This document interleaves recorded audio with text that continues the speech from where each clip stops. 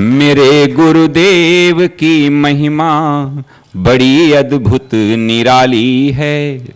मेरे गुरुदेव की महिमा बड़ी अद्भुत निराली है भर जाती वो सब झोली जो जन्मों से ही खाली है भर जाती वो सब झोली जो जन्मों से ही खाली हैं। यहाँ तम की नहीं सत्ता, यहाँ हर दिन दिवाली है।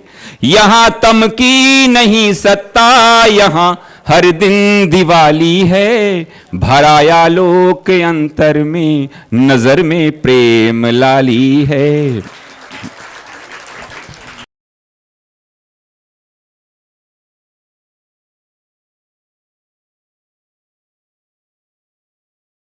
ओम सहनावतु सहनौ भुनक्तु सह वीर्यं करवावहै तेजस्विनावधीतमस्तु मा विद्विषावहै।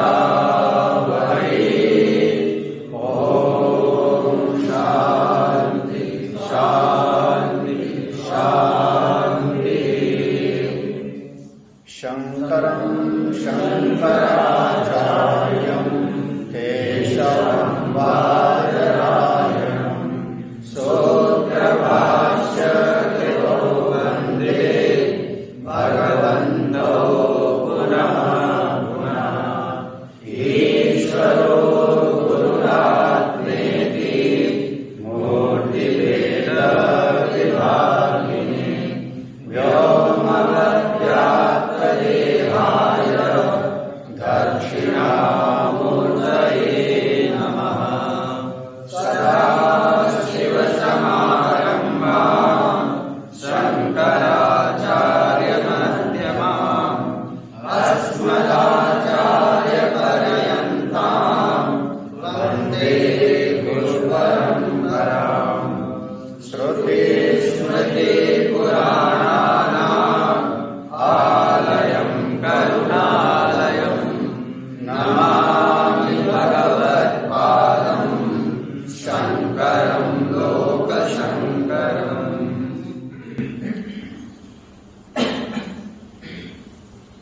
ब्रह्म विद्या के केंद्र इस आश्रम में जहाँ नित्य प्रति अध्यात्म तत्व का चिंतन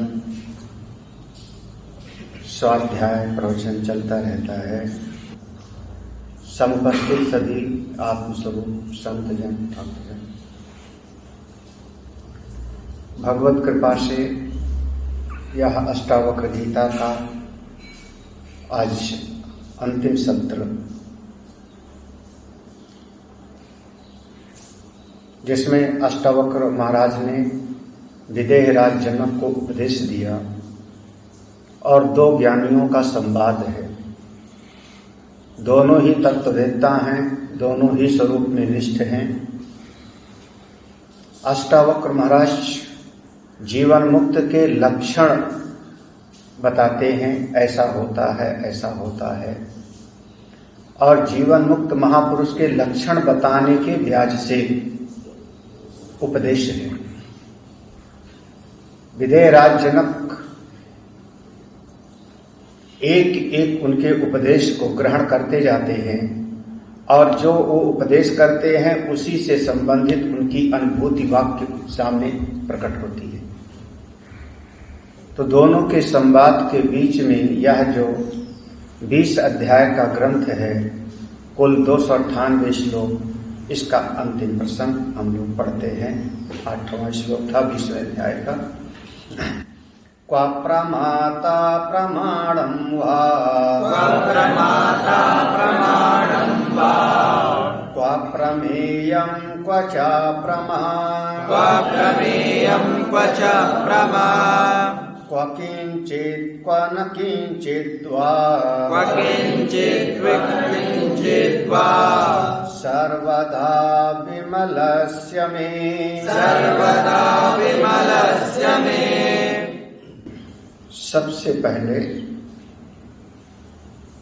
यह जो बुद्धि वृत्ति उपहित चेतन है, अंतःकरण उपहित चेतन है,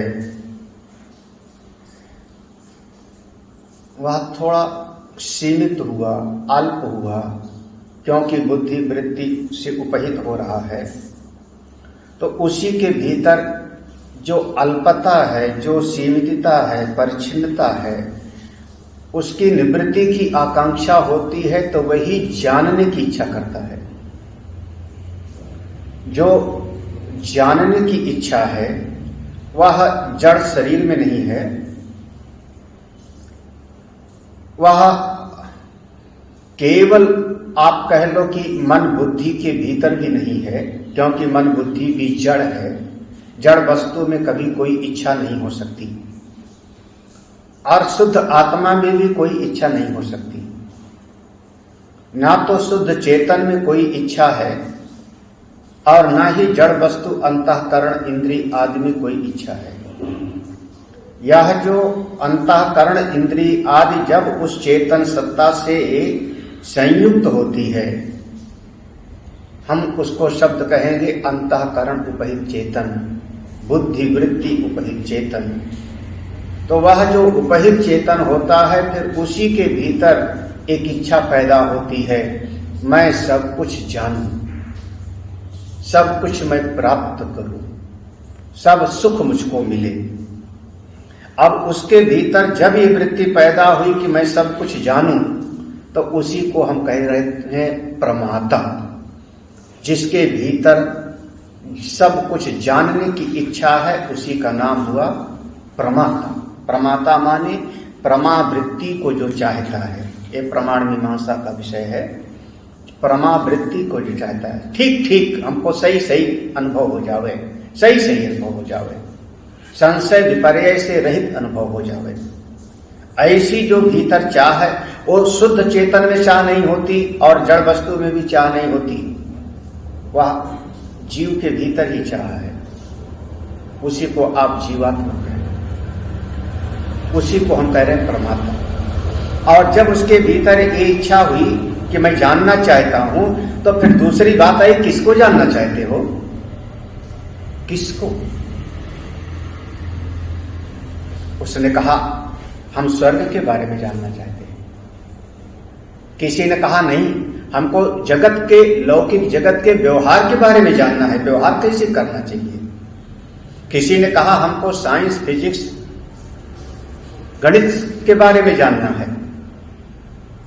तो जिस चीज को अब आप जानने की इच्छा करते हो, वह हो जाएगा प्रमेय, वह प्रमेय कहा जाएगा।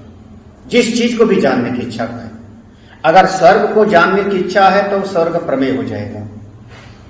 अगर आपको भौतिक जगत की कोई विद्या जानने की इच्छा है, पुल कैसे बनाते हैं, समुद्र में पुल कैसे बना देते हैं पानी के बीच में, तो वह आपको उस विद्या की जानने की जो इच्छा है, वह विद्या प्रमेय, आप हो गए प्रमाता। वो प्रमेय हो गया और आप प्रमाता हो गए। प्रमेय माने जिसको जानने की इच्छा है, जिस चीज को जानने की इच्छा है, और जो जानने की इच्छा कर रहा है वो प्रमाता। अब दोनों के बीच में संबंध कैसे बनेगा? ये जो प्रमाता कौन सा तरीका अपनाए कि प्रमेय को जान ले ठीक ठीक। प्रमाता किस तरीके का, किस चीज का ये अनुसरण करे कि जिससे इसके भीतर प्रमेय का ठीक ठीक ज्ञान हो जावे। तो अगर उसको पुल बनाने की विद्या जाननी है तो उसको वेद की जरूरत नहीं पड़ेगी ना। फिर हम उसको ये नहीं कहेंगे कि उपनिषद पढ़ तू। उसके लिए प्रमाण क्या होगा? इंजीनियरिंग कॉलेज जाओ, वहां पर आपको पुल की विद्या बनाने की सिखाई जाएगी। अगर आपके भीतर दवाई की जानने की इच्छा है, तो अब आप या तो कहीं मेडिकल लाइन में जाओ, वहां पर आपके लिए वही प्रमाण है। जिसके भीतर स्वर्ग को पाने की इच्छा हो गई, अब उसने मना लिया कि मेरा स्वर्ग ही प्रमेय है और मैं प्रमाता हूं, स्वर्ग को ही मैं पाना चाहता हूं, स्वर्ग को ही जानना चाहता हूं, तो आप पूर्व मीमांसा में आओ। पूर्व मीमांसा में आओ, वेद का जो प्रथम भाग है कर्मकांड में आओ, वहां पर वर्णन किया जाएगा। स्वर्ग है स्वर्ग कामो यजित, स्वर्ग की कामना है तेरे भीतर, तो उसके लिए जो है आप साधन को ले आओ। उसमें कौन है? बोले वेद ही प्रमाण है, वेद ही प्रमाण है, वेद प्रमाण है। जो वेद की बात ना माने उसको हम कह देते हैं नास्तिक। नास्तिको वेद निंदक। क्यों? स्वर्ग ये है अपूर्व विधि, इसका अपूर्व विधि है। स्वर्ग की सत्ता के विषय में और कोई भी प्रमाण नहीं है। आपके नेत्र प्रमाण नहीं हो सकते, किसी बुजुर्ग का अनुभव प्रमाण नहीं हो सकता, क्योंकि स्वर्ग जाके थोड़े आया है। वो कहते हैं आप मरे स्वर्ग पहले मरो तब स्वर्ग जाओगे ना। तो अगर स्वर्ग के बारे में कोई वास्तविक रूप से प्रमाण है बताने वाला, तो अपूर्व विधि है, केवल और केवल श्रुति, वेद और कोई उपाय है नहीं। तो वहां पर वेद हो गया प्रमाण। अब वेद ने जैसे बताया वैसे आप व्यवहार करो। वेद ने कहा संध्या वंदन करो, श्रौत स्मार्त कर्म करो, वही उपाय होगा। एक 3 चीज हो गया, प्रमाता, प्रमेय और प्रमाण। अब धीरे से थोड़ा सा आप थोड़ा और आगे बढ़े। एक प्रमाता को स्वयं को जानने की इच्छा है। अब स्वर्ग अपने से पृथक कोई विद्या नहीं जानना चाहता, मैं खुद अपने आप को जानना चाहता हूं। जब आप खुद अपने आप को जानना चाहते हो तो खुद ही जानना चाहते हो, खुद ही आप प्रमाता बन रहे हो। और खुद को ही जानना चाहते हो तो प्रमेय क्या हो रहा है? स्वयं। ठीक है ना? प्रमाता भी आप हो रहे हो और प्रमेय भी आप ही हो रहे हैं। खुद से खुद को जानना है, तो प्रमाण क्या होगा इसमें? अब प्रमाण क्या होगा? बोले स्वयं को नेत्र देख नहीं सकता, स्वयं के बारे में मन विचार नहीं कर सकता, तब वहां प्रमाण होगा केवल और केवल हमारा उपनिषद, वेदांत। वेदांतो नाम उपनिषद। तो ये जो तीनों है इसका नाम हो गया त्रिपुटी। यहां पर इतना ही समझ लें, बाकी वो सब अलग विषय है। अष्टावक्र गीता में केवल इतना ही पर्याप्त है। 3 नाम लिया, प्रमाता, प्रमेय और प्रमाण। अब सब में अलग अलग है, सब में अलग अलग है। प्रमाण सबका एक नहीं होता, सबका प्रमाण एक नहीं होगा, क्योंकि जो जिस विद्या को जानना चाहता है उसके लिए तद जो है वो विद्या प्रमाण होती जाएगी। हमारे लिए अगर आत्मज्ञान की इच्छुक हैं तो हमारे लिए प्रमाण केवल और केवल उपनिषद है। अब जब कोई साधक उपनिषद में प्रवेश करता है तो स्वतंत्र प्रवेश नहीं हो सकता। शास्त्रज्ञो अपि, शास्त्रों का विद्वान भी हो, भाषा का विद्वान भी हो, तो भी स्वतंत्र रूप से उपनिषद का चिंतन, आत्मशोधन नहीं करना चाहिए। भ्रम की गुंजाइश होगी, भ्रम हो सकता है, प्रमाद हो सकता है, विप्रलिप्सा हो सकता है, कर्णापाटो हो सकता है। ये 4 दोष मनुष्य में स्वाभाविक रूप से होता है, भ्रम, प्रमाद, विप्रलिप्सा, कर्णापाटो। तो शास्त्रज्ञ हो, शास्त्रों का विद्वान भी हो, तो भी स्वतंत्र रूप से अपने आप को नहीं जान सकता। आचार्य के द्वारा ही उपनिषद आदि का स्वाध्याय करना चाहिए। तो मैं हो गया साधक श्रोता, साधक श्रोता, आचार्य हो गए समझाने वाले, और बीच में उन्होंने उपनिषद श्रीमद् भगवद गीता को हमको पढ़ाया। अब दोनों के साथ में जब सही सही प्रमाता की प्रमाण के साथ सही सही संबंध जुड़ता है तो भीतर एक वृत्ति पैदा होती है, उसका नाम है प्रमा वृत्ति। जब सही सही होगा तो प्रमा वृत्ति, मैं इसको जान गया, इस चीज को मैं अनुभव कर लिया। हाँ, इस चीज को हमको किसी ने बताया ये अमुक फूल है, अमुक पुष्प है, अमुक पुष्प है, हमने जान लिया। उस जब हमने कहा मैंने जान लिया, हमने जान लिया, उस वृत्ति का नाम होगा ब्रह्म वृत्ति, जो संशय विपर्य से रहित हो। आप जब अपनी आत्मा को देखो आत्मदृष्टि से, तो अपने आत्म स्वरूप पर एक प्रमाता बना कौन था? अंतःकरण उपहित चेतन, ठीक है ना, यही ना, वही प्रमाता बना था। हमने कहा था शुद्ध आत्मा में कोई जानने की इच्छा नहीं होती, जड़ वस्तु में भी जानने की इच्छा नहीं होती। तो और ये जो अपनी शुद्ध आत्मा के ऊपर जो अंतःकरण उपहित चेतन बना था, ये अध्यस्त है, ये कल्पित है, यही सत्य नहीं है, यही सत्य नहीं।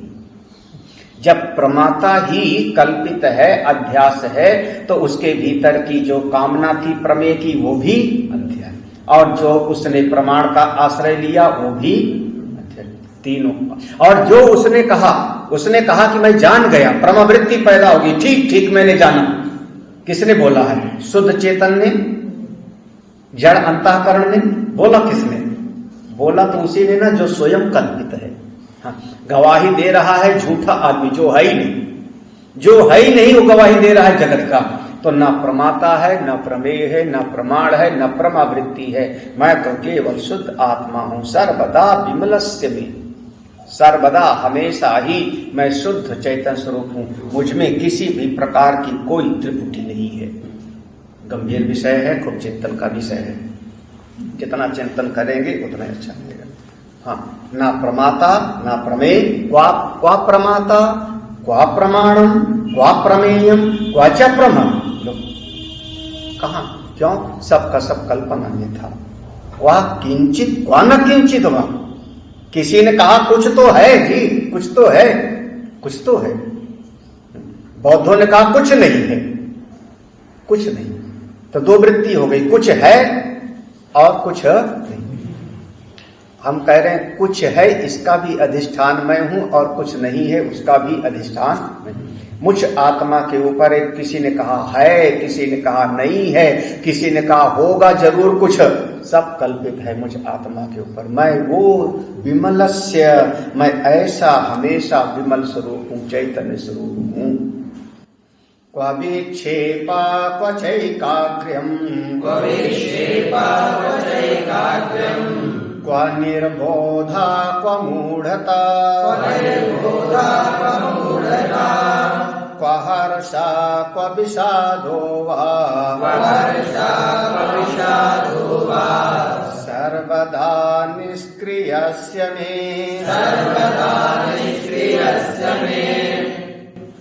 कोई साधक आया, उसने कहा महाराज आज मेरा मन बहुत विक्षिप्त है, बहुत विक्षिप्त है। तत्वेता महाराज, उसने कहा अच्छा, विक्षेप तेरे अंतःकरण में होगा, आत्मा में तो कोई विक्षेप कभी हुआ ही नहीं। तेरे अंतःकरण में चंचल वृत्ति होगी ना। जरा सी कोई जो है घटना हो जाए, आदमी का मन फिर तरह तरह की विचारों उथल पुथल का एक जाल चल पड़ता है। कहाँ चल रहा है? उसी आदमी को एक दवाई खिला दो और सो जावे गहरी निद्रा में। जब सो गया वो आदमी, तब अब कहाँ विचार चल रहा है? बोले वो जिस समय विचार नहीं चल रहे थे सुषुप्ति में वो भी, और जिस समय आपका चित्त विक्षिप्त था वो भी, दोनों का अधिष्ठान मैं आत्मा हूं, उसको जानता हूं, मैं उसको जानता हूं। मुझ आत्मा में कोई विक्षेप नहीं है, कोई विक्षेप नहीं है। मैं वो समरस आत्मा हूं, एक तत्व स्वरूप आत्मा हूं। विक्षेप होगा, मन के भीतर होगा, मन के भीतर उथल पुथल चल रही है, उसमें कौन सी बात है? सबने मान लिया है असंशयम महाबाहो मनो, तो इस मन को बस में करना कोई आसान थोड़े है। है मन चंचल होगा, मैं थोड़े चंचल हूं, मन चंचल, आत्मा नहीं चंचल, मैं तो शुद्ध हूं। अब इस मन की चंचलता को रोकने के लिए एक और चंचलता लाओ। मन की चंचलता विक्षेप को रोकने के लिए अब दूसरी चंचलता लाओ। क्या? अब भगवान की पूजा करूंगा, पूजा करूंगा तो मन हमारा एकाग्र हो जाएगा, उसका विक्षेप। अब उसमें चावल नहीं लाए, फूल नहीं लाया, घंटी कहाँ गई, आज घी कहाँ चला गया, ये विक्षेप नहीं है क्या? ये विक्षेप नहीं है क्या? भगवान की ऐसी कृपा कि जिस समय पूजा करने बैठो उसी समय कुछ न कुछ वहां से गायब मिलेगा। हम रोज संभाल के रखते हैं, ना जाने कौन यहां से हटा देता है। आप बैठे थे कि उपासना करेंगे तो मन एकाग्र होगा, और उपासना करते समय मन तो थोड़ा वहां भी तो विक्षिप्त होगा।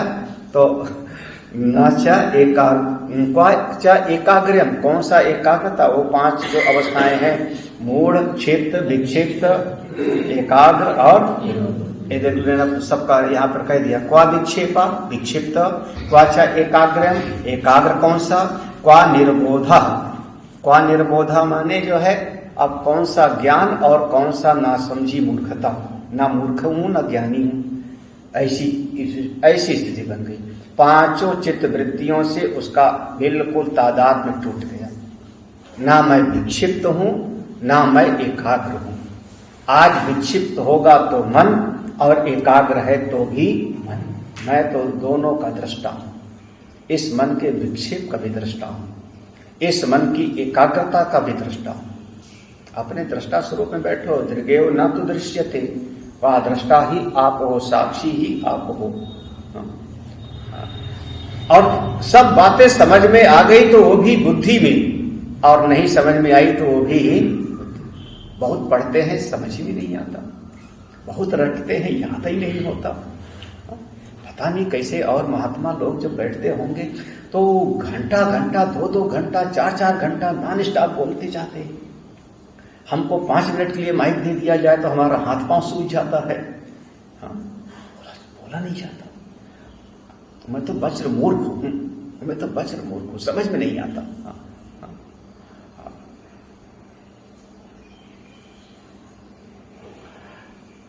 मूढ़ो हम मूढ़ कर्मा हम, जैसे कि श्लोक पढ़ते हैं ना, पापो हम पाप कर्मा हम, पापात्मा पाप संभव, ऐसे पढ़ सकते हैं। मूढ़ो हम मूढ़ कर्मा, मूढ़ात्मा।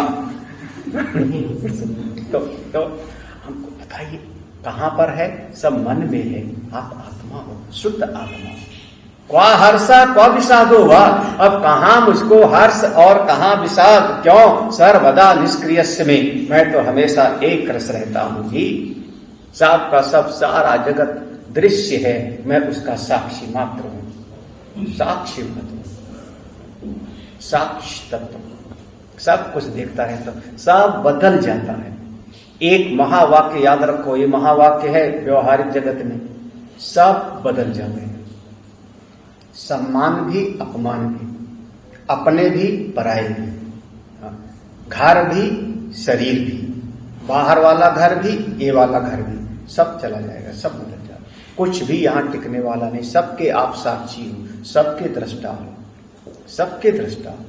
वो भी परिस्थिति चली गई, ये भी चली जा गई, हजारों परिस्थितियां बीत गई, मैं निष्क्रिय स्वरूप जैसे का तैसा हूं, सब देखता रहता हूं भीतर बैठ करके। देखो सुख की घटना गई, दुख वाली भी चली गई। 50 बार रोए और 50 बार हम प्रसन्न हुए। एक महाभारत का श्लोक है, महाभारत में श्लोक है, बहुत बढ़िया है। भयस्थान सहस्राणि शोकस्थानि शतानि च, दिवसे दिवसे मूढ़म आविशन्ति न पंडितम। एक दिन में 50 बार हम हर्षित हुए, 50 बार विषादग्रस्त हुए। दिन में, हाँ, दिवसे दिवसे, एक एक दिन में, रोज रोज 50 बार हम भयभीत हुए, 50 बार हम शोक किए। लेकिन आप तो हो ना सबके, सबको जानने वाले तो हो ना कि पहले हम रो रहे थे, अब मैं प्रसन्न हूं, पहले मैं हर्ष में था, अब मैं। तो ये जो घटनाएं आई और गई, उन दोनों का दृष्टा मैं हूं। वह हर्ष वह विषाद हो, सर्वदा निष्क्रिय से, मैं तो निष्क्रिय आत्मा हूं, अपनी महिमा में रहो। क्वचैष व्यवहारो वा, क्वचैष व्यवहारो वा, क्वच सा परमार्थता, क्वच सा परमार्थता, क्व सुखम क्वच वा दुःखम, क्व सुखम क्वच वा दुःखम, निर्विमर्शस्य मे सदा, निर्विमर्शस्य मे सदा। एष क्वच व्यवहारो, अपने आत्म स्वरूप में फिर व्यवहारिक सत्ता कहां पर है? क्वच सा परमार्थता, फिर अपने आत्म स्वरूप में पारमार्थिक सत्ता कहां है? एक 3 प्रकार की सत्ता का निरूपण किया जाता है। मूल रूप से इसको हमारा शुद्ध वेदांत का एक चिंतन तो नहीं है, ये विशिष्टाद्वैत का चिंतन है रामानुजाचार्य जी का। लेकिन हम लोग स्वीकार कर लेते हैं पारमार्थिक सत्ता, व्यवहारिक सत्ता और प्रातिभाषिक सत्ता, ये 3 प्रकार की सत्ता।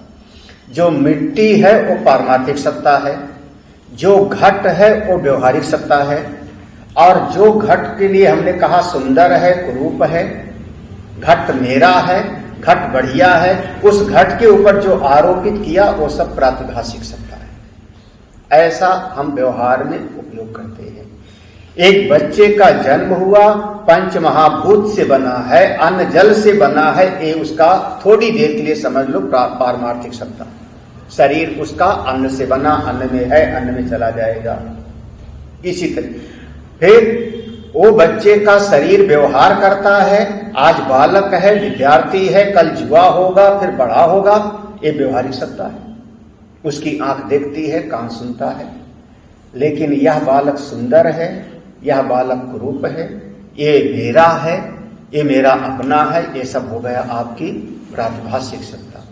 मैं वो आत्मा हूं जिसमें तीनों प्रकार का भेद ही नहीं है। वैसे मूल रूप से जो है केवल 2 ही सत्ता है, पारमार्थिक और प्रातिभाषिक। व्यवहारिक सत्ता का कोई नामो निशान नहीं है, कहीं कोई नामो निशान नहीं। लेकिन अब काम चलो कह देते हैं कि दूध रखना होगा तो आपको गिलास में ही तो रखना पड़ेगा ना।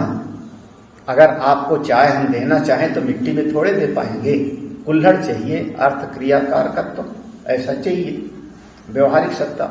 लेकिन मूल दृष्टि से केवल 2 ही सत्ता, एक परमार्थ सत्ता और एक व्यवहारिक सत्ता।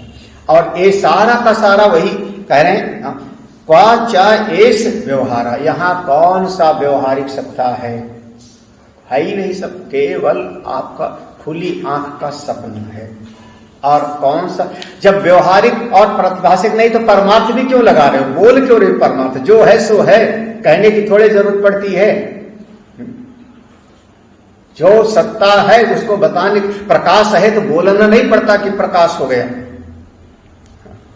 हमारी भी आंख ठीक ठाक है, बालक की भी आंख ठीक ठाक है, पड़ोसी की भी आंख ठीक ठाक है, सबको दिखाई पड़ रहा है कि सूर्योदय हो गया, प्रकाश हो गया, तो कहना नहीं पड़ता ये प्रकाश हो गया, ये प्रकाश हो गया, कोई बोलता थोड़े है।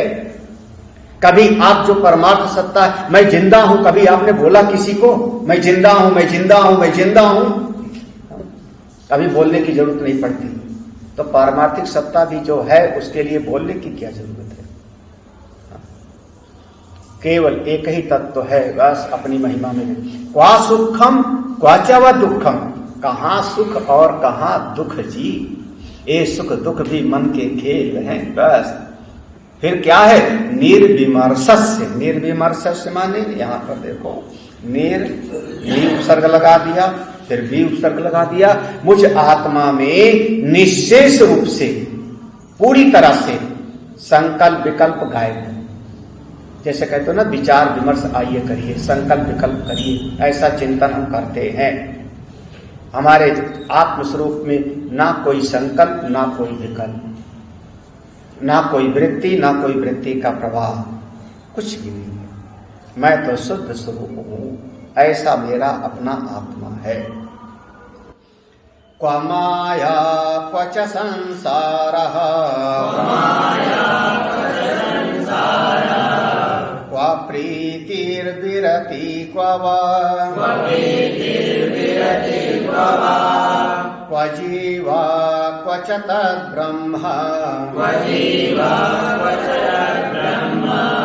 सर्वदा विमलस्य मे, क्व प्रवृत्तिर्निवृत्तिर्वा, मुक्ति क्व च बन्धनम्, कूटस्थ निर्विभागस्य, स्वस्थस्य मम सर्वदा।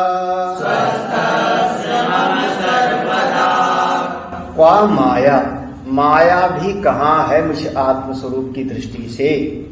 माया, इस माया के फिर बहुत सारे भेद कह दिया, 2 भेद बता दिया, योग माया और महामाया, ऐसा भी भेद किया।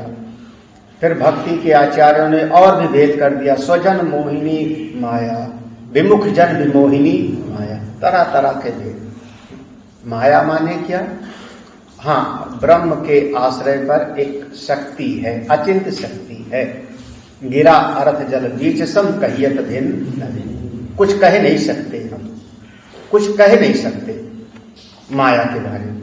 इतना कह सकते हैं कि एक शक्ति है जो अनादि है, एक शक्ति है जो अनिर्वचनीय है, एक शक्ति है जिसको 3 गुणों के द्वारा हम जानते हैं, कार्यगम्य,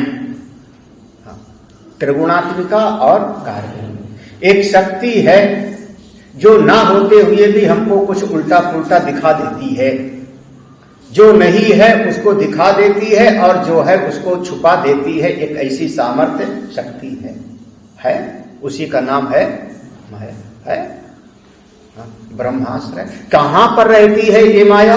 किसके आश्रय पर रहती है? कौन इसको शक्ति देता है? अब ज्यादा तो नहीं कह सकते, क्योंकि कुछ कह दोगे तो वो वर्णन हो जाएगा। और माया के कहा जाता है अनिर्वचनीय।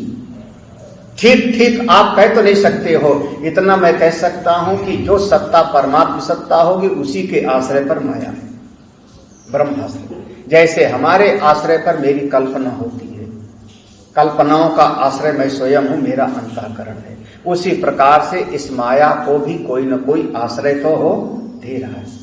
तत्व बोध हो जाएगा, जब अनुभूति हो जाएगी तो अनुभव होगा कौन सी माया, कहां की माया, कौन सी माया, कहां की माया। लेकिन जब तक ज्ञान नहीं होता तब तक ये माया का पूरा चक्र चलता रहता है, ये माया का।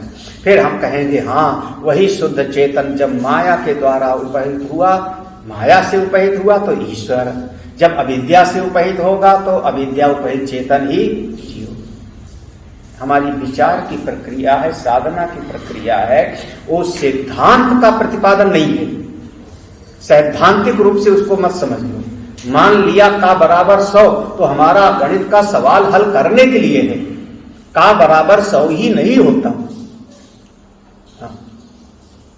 तो हमारा सवाल हल कर देता है। ऐसी ही माया, माया को सैद्धांतिक रूप से हम नहीं कह रहे कि वो माया कहां रहती है।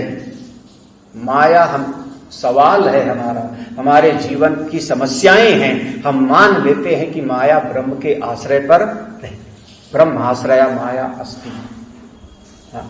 जब अनुभव होगा तब पता लगेगा माया छाया तो कहीं ही थी नहीं। या मां सा माया, जो नहीं है फिर भी दिखाई पड़े उसी का नाम माया। क्या माया? जब माया ही नहीं तो क्वाचा संसारा, संसार कहां? लो, संसार माने जिसको हमने खूब अच्छी तरीके से घोट पीट के देख लिया, विचार करके देख लिया, विश्लेषण करके अनुभव कर लिया, जिसमें कोई सार नहीं है, उसी का नाम है संसार। संसार, संसार माने संसरत इति संसारा, जिसमें जीव संसरण कर रहा है, गति कर रहा है, लेकिन कोई सार नहीं। आदमी 100 साल का जीवन जिए और खाली हाथ चला जाता है, हाय हाय कुछ कर नहीं पाए, कुछ कर नहीं पाए, सारा जीवन व्यर्थ चला गया। 100 साल तो बिताए आप, बोले कुछ सार निकला, कुछ सार निकला। ये संसार, इसीलिए इसको कहा संसार। कैसा है संसार? संतों ने 2 दृष्टांत बहुत बढ़िया दिया। एक ने सोचा अंदर कुछ निकलेगा, कुछ बढ़िया चीज निकलेगा, तो क्या करें? बोले प्याज है, इसका पर्त उखाड़ो, अंदर निकलेगा बढ़िया सी चीज। या केले का पेड़ है, अंदर कुछ निकलेगा। कदली स्तंभवत, भगवान भाष्यकार का शब्द है, कदली स्तंभ। केले का पेड़ है, इसमें अंदर कुछ सार निकलेगा। ऊपर का पत्थर हटाओ, इसका ऊपर की परत, ऊपर की परत हटाया, फिर नीचे परत, फिर नीचे हटाया, फिर नीचे परत, परत के अंदर परत, और जब पूरा निकाल दिया तो अंदर कुछ मिले नहीं। जैसे प्याज, जैसे कदली स्तंभ, केले का पेड़। कहां पर भगवान भाष्यकार ने कहा इसको? जब भगवान भाष्यकार ने इसको 2 जगह पर निरूपण किया, 2 पुस्तकों, ध्वा सुपर्णा सैजा सखाया, उसका भाष्य देखो। काठक श्रुति में, काठक श्रुति में भगवान ने कहा ऋतं पिबन्तो सुकृतस्य लोके गुहां प्रविष्टो परमोपराधे छाया तपो ब्रह्मविदो। वहां पर ऐसा देख लेना कहाँ पर है, विचार करो। कठोपनिषद में भी है, मुंडकोपनिषद में भी है। भगवान भास्कर ने कहा कदली स्तंभ के जैसे ये सारा हा हा मुंच मुंच छोड़ दो हाय ऐसे शब्द प्रयोग किया है, असार है।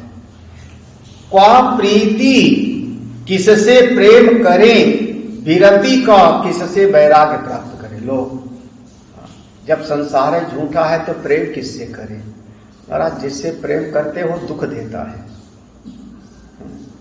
बड़ा बढ़िया बृहदारण्यक का सूत्र था ना, प्रियाम त्वाम रोत्स्यते, ऐसा ही है। प्रियाम त्वाम रोत्स्यते, जिससे प्रेम करोगे वो तुमको रुलावेगा, जिससे प्रेम करोगे तुम्हारे लिए बांध बना देगा, रोक देगा, तुम्हारी प्रगति को रोक देगा, आगे नहीं बढ़ने देगा। इसलिए संसार में प्रेम करो ही मत। अभी वृंदावन की भाषा नहीं, वृंदावन की भाषा में कहेंगे सबसे प्रेम करो। राधे राधे जपो चले आएंगे बिहारी।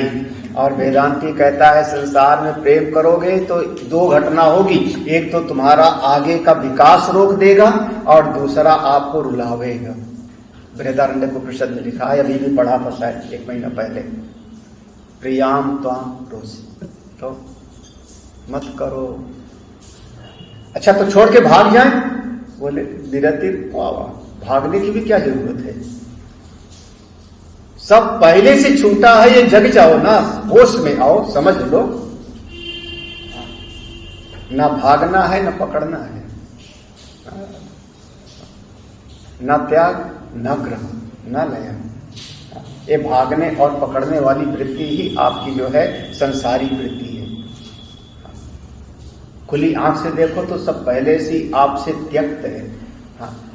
आपके शरीर पर एक वस्त्र है और दर्जनों कहीं होंगी अलमारी पर, लेकिन आपसे अलग है ना। और जो शरीर पर भी है वो भी शरीर पर जो है वो भी तो आपसे अलग ही है, क्योंकि आप तो शरीर ही नहीं है। तो सब तो पहले से त्यक्त है, किसको छोड़े। प्रीति प्रति आगे देखो, अब वो जो अंतःकरण परिचेतन है उसके लिए क्वा जीव, एक जीव कहां से आया जी, किसको जीव आप बोल रहे हो। ये तो बिल्कुल आपका प्रहार कर दिया। जिसको तुम कह रहे हो मैं वही नहीं हूं, जो तुम कह रहे हो कि मुझको अच्छा लगता है, वो तुम्हारा मुझको ही झूठा है, वही ब्रह्म। ये आपका मैं पना ही समस्या की जड़ है। आपका जीवा जीव, जब जीवी नहीं तो ब्रह्म भी कहेगा, जब व्यष्टि नहीं तो समष्टि कहेगी, व्यष्टि गई तो समष्टि अपने आप, दोनों समान सर्वदा बस एक महिमा है। एकम सत विप्रा बहुधा ब्रह्म, कहाँ का मंत्र है, ऋग्वेद। एकम सत विप्रा, एक सत्य है बस, भेद प्रभेद हम बना लेते हैं। क्वा प्रवृत्ति निवृत्तिर्वा, कहां अब मैं प्रवृत्ति करूं और कहां निवृत्ति करूं, क्या करूं और क्या छोड़ूं। निवृत्ति माने छोड़ना, अब मैं क्या पकड़ूं क्या छोड़ूं। क्वा मुक्ति क्वाचा बंधन, कहां बंधन है कहां मुक्ति है। सब का सब इस माया के अंतर्गत है, इस स्वप्न के अंतर्गत है। मुझ शुद्ध आत्मा में न प्रवृत्ति है न निवृत्ति है, न बंधन है न मोक्ष है। मैं तो कूटस्थ हूं। कूटस्थ कहते हैं जिसमें कभी कोई बदलाव नहीं होता। लोहार की निहाई होती है, उसको कूटस्थ बोलते हैं। कूट वो एक मोटा सा लोहा है, उसके ऊपर गरम लोहा आता है, उसका रूप बदल करके चला जाता है। 10 चीज का रूप बदल गया, खुरपी दराती तमाम तरह की चीज बदल गई, चाकू आदि, लेकिन वो जो लोहार की वो बड़ी निहाई है, वो वही की ज्यों की कूटस्थ। ऐसे मैं तो कूटस्थ हूँ। अनेकानेक रूप आए बदलते चले गए। मैं कल बालक था, कल फिर जुआ हुआ, विद्यार्थी हुआ, नौकरी करने लगा, फिर बाल बच्चे पैदा हो गए, वृद्ध हो गया, ये सब परिवर्तन होता रहा। अहम मैं बिल्कुल ज्यों का त्यों हूँ, कूटस्थ निर्विभागस्य, मेरे भीतर कोई और विभाग नहीं है। विभाग माने अलग अलग, उंगली शरीर में होगी, बाल शरीर में होगा, हाथ पांव शरीर में होगा, मैं तो शुद्ध आत्मा हूँ, स्वस्थ आत्मा हूँ, मेरे भीतर कोई ऐसा विभाग नहीं। अंतिम में आ जाओ फिर तो गुरु जी तो सही होंगे। आपने कहा ना प्रमाण माने उपनिषद, वो तो सही होगा जिन गुरु जी से ज्ञान मिला, बलिहारी जाऊं ऐसे गुरुदेव को, वो तो सही होंगे। लो अब आखिर में उन्हीं को जो है किनारे करना है। क्वा उपदेशा क्व वा शास्त्रम, क्वा शिष्या क्व च वा गुरुः, क्व चास्ति पुरुषार्थो वा, निरुपाधे शिवस्य मे,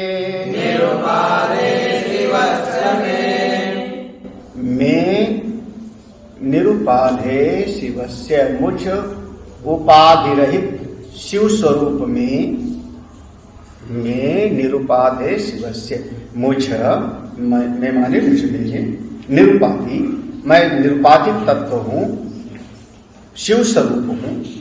मुझ निरुपाधिक शिव स्वरूप में क्वा उपदेश, कौन उपदेश, कौन सा उपदेश, क्वा उपदेश, उपदेश किसको था? उपदेश था इस अंतःकरण उपहित चेतन को शिष्य भाव से स्वीकार किया तो हमने उसको उपदेश दिया। जो अंतःकरण उपहित चेतन दुखी सुखी जीव था वो आज आया था, गुरु कृपालो कृपया वदयतः, वो आया था महाराज अपार संसार समुद्र मध्य समज्जतो में, हे भगवान मैं डूब उतर आ रहा हूं भवसागर में। वो जो दुखी था, वो जो अंतःकरण उपहित चेतन जीव, वह जो दुखी था जब आया था तब उन्होंने कहा अच्छा ठीक है कोई बात नहीं, तू शिष्य है और मैं तेरा गुरु हूं, मैं तुझको समझाता हूं।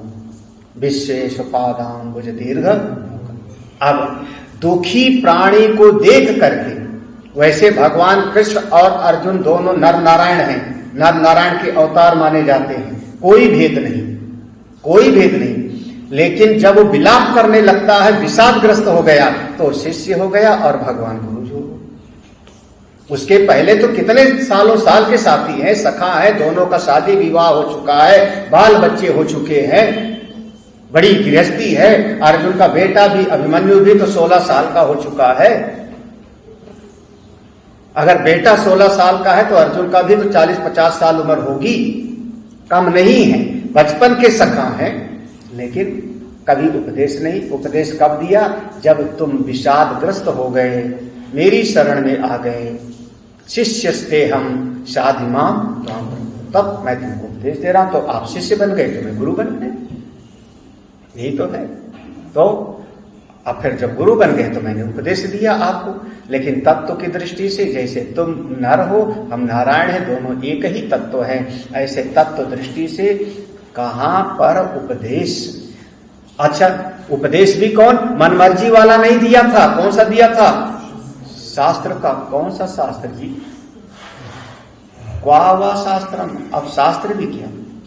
हमारी दृष्टि में ना उपदेश है, ना शास्त्र है, ना गुरु और ना शिष्य। गुरुर्नैव शिष्यः चिदानंद रूपः,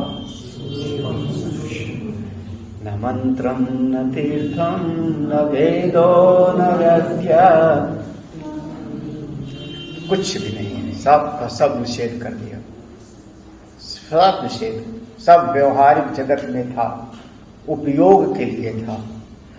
बड़ी करुणा थी, गुरुजी की भी बड़ी करुणा, शास्त्र की भी बड़ी कृपा, उपदेश की भी बड़ी कृपा। उसने हमारा काम बना दिया, हमारे जीवन का दुख दूर हो गया, हमको अपने स्वरूप की याद दिला दिया, स्मृति लब्धा। आपकी बड़ी करुणा, अवहेलना नहीं है, उनका कोई उपेक्षा नहीं है, लेकिन तत्व दृष्टि से जानते हैं कि अब न कोई गुरु है। क्यों? स्वप्न में उपदेश दिया था हमको किसी ने, स्वप्न में मैं दुखी था, रो रहा था, मेरे पीछे भेड़िया लगा हुआ था, मैं रोता रोता चला गया। कोई महात्मा जी बैठे थे, उन्होंने कहा कौन सा भेड़िया? सब सपने का भेड़िया, डर मत। सपने में गुरु जी थे, सपने में उन्होंने हमको गीता सुनाया, गीता सुना के अभयम सत्व सद्दुति कर दिया, अभयानंद बन जाओ, डरो मत। हाँ, और सपने में हमारा भय दूर हो गया। और जब जगे तो ना भेड़िया था पीछे, ना गुरुजी थे, ना उनका उपदेश था, सब किनारे, केवल एक सत्ता, सबका सब कल्पित हुए। तो क्वा उपदेश क्वा वा शास्त्रम, उपदेश, शास्त्र, शिष्य और गुरु, ये सब का सब इन्होंने बड़ी करुणा, बड़ी कृपा, इन्होंने साधक का उद्धार कर दिया। क्वाचा, अच्छा तो परम पुरुषार्थ आपको मिल गया, मोक्ष मिल गया? बोले अरे भैया कौन सा मोक्ष, कौन सा मोक्ष? कोई बंधन में रहा होगा वही तो ना। हम तो जान गए जो बंधन में था वही कल्पित था। एक गधे की कहानी सुनाते हैं संत लोग, बंधा नहीं था लेकिन झूठ मूठ के मान बैठा कि मैं है। तो कौन सा बंधन? बंधन ही नहीं तो मोक्ष क्या? कौन सा पुरुषार्थ? मैं तो वह शिव स्वरूप हूं, आत्म स्वरूप हूं। अंतिम श्लोक है, क्वचास्ति क्वच वा नास्ति, क्वास्ति चैकं क्वच द्वयम्, बहुनात्र विमुक्तेन किंचन्नो तिष्ठते मम, क्वाचा अस्ति, अस्ति भाव भी नहीं है, ये भी बोलने के लिए तो वाणी तो चाहिए, आपके भीतर भाव तो चाहिए कि हाँ है। अस्ति क्वाचा ना अस्ति, कुछ नहीं है। जैसे बौद्धों ने कहा शून्य, कुछ नहीं है, ये भी कहने के लिए तो आपको होना चाहिए। मुझ आत्मा में तो ना है बना है और ना नहीं बना, ना तो आप है बोलो और ना ही नहीं बोलो, बस केवल एक महिमा मात्र है। क्वचा अस्ति, अस्ति भाव नास्ति भाव, कोई सत्ता है। जैसे नचिकेता ने प्रश्न किया था, एयम प्रेते विचिकित्सा अस्तिति एके ना अयम अस्तिति चाहिए, ये दोनों मान्यताएं कल्पित है। अच्छा, नहीं किसी ने कहा नहीं है एक है, क्वा अस्ति च एकम, किसी ने कहा एक है, अभी मंत्र पढ़ा था, एकम सदा प्राबुध, एक है। बोले ये एक कब कहोगे? जब दो की अपेक्षा होगी तब ना। चार लोग बैठे हैं तो आप कहोगे वो एक है, दो की अपेक्षा से एक कहना पड़ता है ना। जब दो है ही नहीं तो एक भी कहां से? दो है ही नहीं तो एक भी कहां से? ना दोयम ना च एकम, ना दो ना एक, बहुना अत्र किम विमुक्ते। अब और क्या कहा जावे आपसे, क्या कहा जावेगा? किंचित ना उत्तिष्ठते मम, जो मेरा अपना आत्मस्वरूप है, किंचित ना, उसमें कुछ भी नहीं है, उसमें कुछ भी नहीं, किंचित ना, कुछ भी नहीं। उत्तिष्ठते मम, कोई वृत्ति नहीं। हर व्यवहार के लिए वृत्ति चाहिए, हर व्यवहार के लिए। आप चाहे प्रमाण के विषय में जाओ, शास्त्र को पढ़ो, कुछ भी वृत्ति चाहिए आपको। बिना वृत्ति के आपका कोई भी आपका वर्तन हो ही नहीं सकता, व्यवहार हो ही नहीं सकता। मैं वो तत्व हूं जिसमें कोई वृत्ति ही,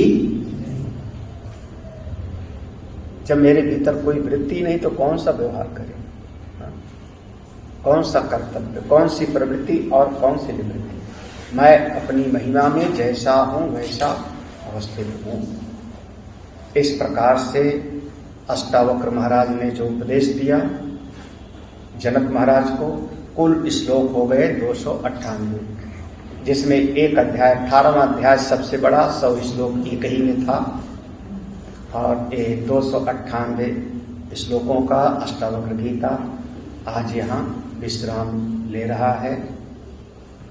आप लोगों के माध्यम से मुझको भी इस पूरे अष्टावक्र गीता का एक बार पुनः स्वाध्याय का चिंतन का मौका मिला। मैं अपनी तरफ से सभी को बहुत बहुत साधुवाद देता हूँ, आशीर्वाद देता हूँ। जिन लोगों ने भी सुना, ऑनलाइन जिन्होंने सुना होगा वो भी आशीर्वाद के पात्र हैं। अपने स्वरूप में निष्ठ हो जाओ। अगर अष्टावक्र गीता को समझो तो कुछ करने को नहीं है, कुछ करने को नहीं। जैसे कुछ करोगे अपने से दूर चले जाओगे। कुछ करना माने श्वास से अलग। अपने आप में बैठो, स्व में बैठो। आपका अपना स्वरूप पूर्ण है, पूर्ण ब्रह्म हो, आप में कोई कमी नहीं। और जितना संभव हो ना तो किसी की प्रशंसा करो ना निंदा करो, ना किसी की बड़ाई भी मत करो और किसी की बुराई भी मत करो। फंस जाएंगे आप इस जगत में। जगत जब है ही नहीं तो किसकी प्रशंसा करें और किसकी निंदा करें। साधक के जीवन की बड़ी विडंबना यही है कि जगत तो मिथ्या बोलेगा, ब्रह्म सत्यम जगत मिथ्या, और उसी मिथ्या जगत में एक को कहेगा बहुत अच्छा और एक को कहेगा बहुत बुरा। जब मिथ्या जगत है, झूठा जगत है, तो क्या अच्छा और क्या बुरा। कोई प्रशंसा नहीं, कोई निंदा नहीं। अपने आप में चौंकाते हो।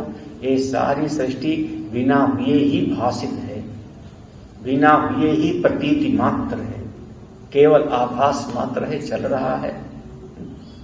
ये रहेगा तो भी कुछ लाभ नहीं, नष्ट हो जाए तो भी कोई। इस कोरोना की बीमारी में जब ऐसा समाज है, उस समय में हम लोगों ने अष्टावक्र गीता का स्वाध्याय किया।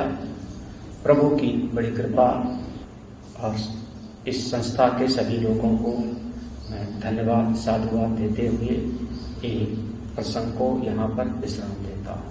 प्रभु जब कृपा करेंगे तो पुनः किसी भी ग्रंथ का जब हम पूर्ण करते हैं तो उसका प्रथम श्लोक एक बार पढ़ लेते हैं, क्योंकि ग्रंथ कभी पूरा नहीं होता। पुनः पुनः बार बार शास्त्र चिंती पुनि पुनि देखी, शास्त्र को बार बार पढ़ना पड़ता है। तो एक बार हमने इसका अध्ययन किया और एक श्लोक हम पढ़ते हैं, जिससे दोबारा भी हम इसका चिंतन मनन करते रहे अपने पास घर में बैठकर।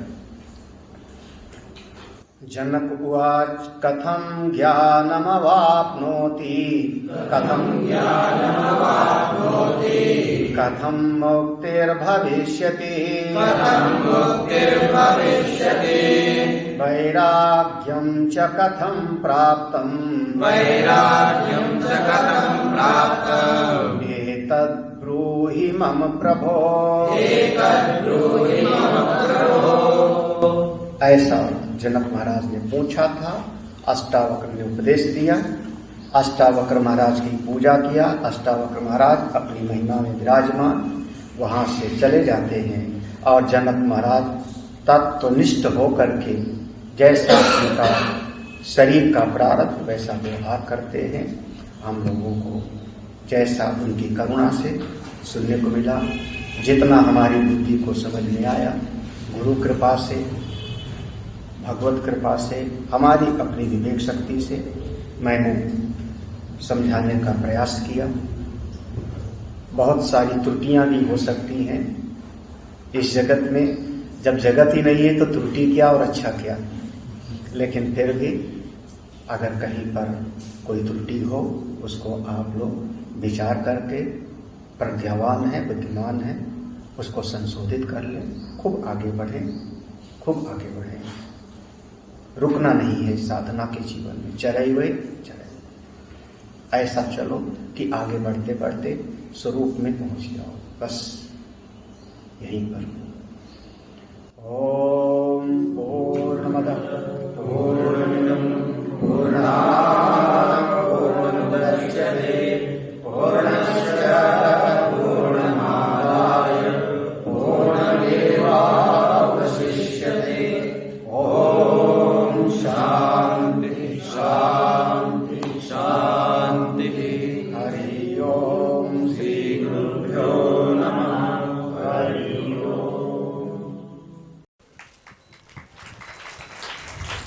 मेरे गुरुदेव की महिमा बड़ी अद्भुत निराली है।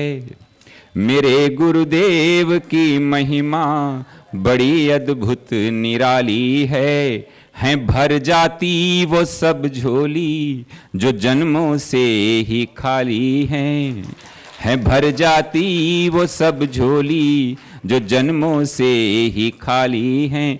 यहाँ तम की नहीं सत्ता, यहाँ हर दिन दिवाली है।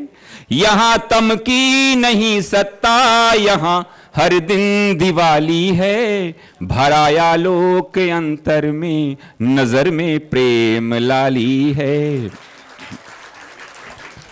फिल्मों की तर्ज पर मैं कुछ लिखता नहीं, गुरुदेव को पसंद भी नहीं है, शास्त्रीय आधार पर लिखाते हैं, लेकिन आज मैं कुछ प्रयास करता हूं। मेरे गुरुवर शिव त्रिपुरारी, जिनकी महिमा भारी नजर में छा गए हैं के दिल में समा गए हैं। हो मेरे गुरुवर शिव त्रिपुरारी, जिनकी महिमा भारी नजर में छा गए हैं के दिल में समा गए हैं। ओ मेरे प्यारे गुरुवर, जीवन बना था संग्राम रे। ओ मेरे प्यारे गुरुवर, जीवन बना था संग्राम रे। खिलती हुई सुबह भी लगती थी जैसे कोई शाम रे। भूल गए दुख दर्द बीमारी, मिट गई चिंता सारी, शरण तेरे आ गए हैं, प्रेम रस पा गए हैं। हो मेरे गुरुवर शिव त्रिपुरारी, जिनकी महिमा भारी नजर में छा गए हैं के दिल में समा गए हैं। आया जो दर पे तेरे, पाया परम की सौगात रे। आया जो दर पे तेरे, पाया परम की सौगात रे। हो गया उजाला मन में, बीती वो काली काली रात रे। जहां भी जाएं तुमको पाएं, नित्य आनंद मनाए, शरण तेरे आ गए हैं, प्रेम रस पा गए हैं। गुरुवर की करुणा कृपा, मिट गए सब दुख द्वंद। धन्य धन्य तुम धन्य हो मेरे सद्गुरु अभया। परम पूज्य आनंद कंद सद्गुरुदेव भगवान के द्वारा संस्थापित आर्ष विद्या गुरुकुलम का भी एक लघु परिचय आपको प्राप्त हुआ। आइए अब अपने सद्गुरुदेव भगवान की ही अमृतमयी वाणी में आर्ष विद्या गुरुकुलम की एक झलक देखते हैं। पूज्य गुरुदेव की कृपा से और परमपिता भगवान की कृपा से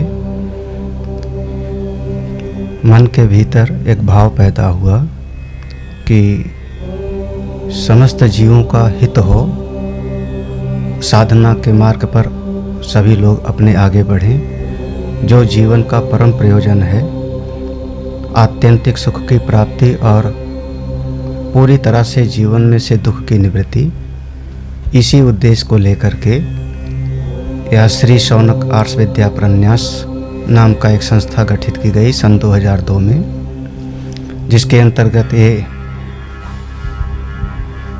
आश्रम का निर्माण 2002 से शुरू हुआ। साधना के इसमें 3 स्वरूप होते हैं। कर्म के मार्ग में साधना हो, इसके लिए यज्ञशाला का निर्माण किया गया। हमारा मन भगवान के साथ में जुड़े, भाव के साथ में भक्ति करें, इसके लिए दक्षिणामूर्तेश्वर भगवान शिव की स्थापना की गई। और मनुष्य के जीवन में बहुत सारी समस्याएं उसके अज्ञान से आती हैं, भ्रम से आती हैं। तो हमारी बुद्धि भी ठीक हो, समझदार हो, विचारवान हो, इसके लिए सत्संग हाल का निर्माण हुआ, जिसमें लगातार सुबह और शाम दोनों समय श्रीमद् भगवद गीता, उपनिषद, वेद और सभी पुराणों का आधार लेकर के सत्संग किया जाता है, जिसके माध्यम से जीवों का प्रगति हो, विकास हो। आश्रम की विधा में एक गौशाला का भी निर्माण किया गया वर्तमान में, जिसमें लगभग 35 छोटी बड़ी गौवें हैं। जब तक कोई भी व्यक्ति भारतीय संस्कृति में संस्कृत विद्या को, संस्कृत भाषा को नहीं समझेगा, तब तक शास्त्र में और वेद में प्रवेश नहीं होगा। इसलिए बच्चों से ही यह संस्कार आगे बढ़े, इसके लिए संस्कृत पाठशाला बनाई गई, जिसमें संस्कृत विद्या का ज्ञान प्रदान किया जाता है और इन्हीं बच्चों में से कोई न कोई आगे बढ़ कर के ब्रह्म विद्या को प्राप्त करता है, करेगा, जिसका जीवन परम कल्याणकारी होएगा, उसके अपने लिए भी और समाज के हित लिए भी। जीवन का मूल सूत्र यही है, सर्वे भवन्तु सुखिनः, सर्वे सन्तु निरामयः, सर्वे भद्राणि पश्यन्तु, मा कश्चित् दुःखभाग् भवेत्। ओम शांति शांति शांति।